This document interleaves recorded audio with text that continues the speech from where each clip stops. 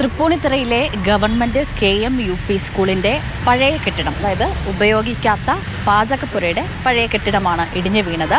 ഈ കാണുന്നതാണ് പുതിയ പാചകപ്പുര. 2019 ഈ പാചകപ്പുര നിർമ്മിച്ചത്. ഇതിന് സമീപത്തായി തന്നെ ഈ പഴയ പാചകപ്പുര നിലനിർത്തിയിരുന്നു. കഴിഞ്ഞ ദിവസമുണ്ടായ ശക്തമായ മഴയിലും കാറ്റിലും തന്നെയാണ് ഈ കെട്ടിടത്തിൻ്റെ ഒരു ഭാഗം, അതായത് ഈ പാചകപ്പുരയുടെ പഴയ കെട്ടിടത്തിൻ്റെ ഒരു ഭാഗം ഈ കാണുന്ന രീതിയിൽ തകർന്ന് വീണത്. അവധി ദിവസമായതുകൊണ്ട് തന്നെ കുട്ടികളാരും സ്കൂളിൽ ഉണ്ടായിരുന്നില്ല.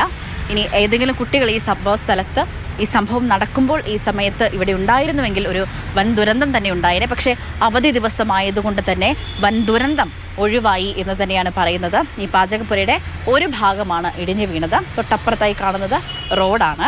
ഇപ്പോൾ പൊളിഞ്ഞു വീണിരിക്കുന്ന പാചകപ്പുര എന്ന് പറയുന്നത് ഒരു 8 വർഷമായിട്ട് അത് അടഞ്ഞു കിടക്കുന്നതാണ്. പൊളിച്ചു മാറ്റുന്നതിന് വേണ്ടിയിട്ട് മുനിസിപ്പാലിറ്റിയിൽ ലെറ്റർ കൊടുത്തിട്ടുള്ളതാണ്. അപ്പോൾ അത് പൊളിച്ചു മാറ്റാൻ വേണ്ടിയിട്ട് അവർ നടപടികൾ സ്വീകരിച്ചുകൊണ്ടിരിക്കുകയാണ് എന്നാണ് ഞാൻ അറിഞ്ഞത്. പിന്നീട് ഇത് ഈ കഴിഞ്ഞ ദിവസം ഇത് കുറച്ച് ഭാഗം അടർന്ന് വീണപ്പോൾ തന്നെ ഞാൻ മുനിസിപ്പാലിറ്റിയിലെ രേഖാമൂലം അറിയിപ്പ് കൊടുത്തിട്ടുണ്ട്. അതുപോലെ വിദ്യാഭ്യാസ വകുപ്പിലേക്കും ഉപജില്ലാ വിദ്യാഭ്യാസ ഓഫീസർക്ക് ലെറ്റർ നൽകിയിട്ടുള്ളതാണ്. ഏതായാലും ഈ കെട്ടിടം 2019 പുതിയ പാചകപ്പുര നിർമ്മിച്ചത്. അപ്പോഴും ഈ കെട്ടിടം ഇവിടെ തന്നെ നിലനിർത്തിയിരുന്നു. ഇത്രയും വർഷങ്ങളായിട്ടും ഈ കെട്ടിടം നിലനിർത്തിയിരുന്നു. കെട്ടിടം പൊളിച്ചു മാറ്റാൻ പലകുറി പറഞ്ഞിരുന്നു. പക്ഷേ ഈ സ്കൂൾ അധികൃതരുടെ ഭാഗത്തു നിന്നുള്ള ഈ നടപടികളൊക്കെ പൂർത്തിയാക്കിയിരുന്നു. പക്ഷേ പൊളിച്ചു മാറ്റാനായിട്ട് കാലതാമസം ഉണ്ടായി.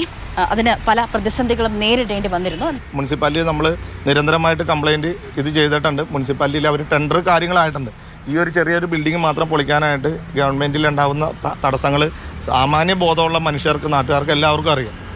അതിൽ നിന്നുകൊണ്ടാണ് ഞങ്ങൾ സംസാരിക്കുന്നത്. ഞങ്ങൾ ഒരു രാഷ്ട്രീയ കക്ഷിക്കോ ഒരാൾക്കോ എതിരല്ല. ഇത് പൊളിച്ചു കളയണം.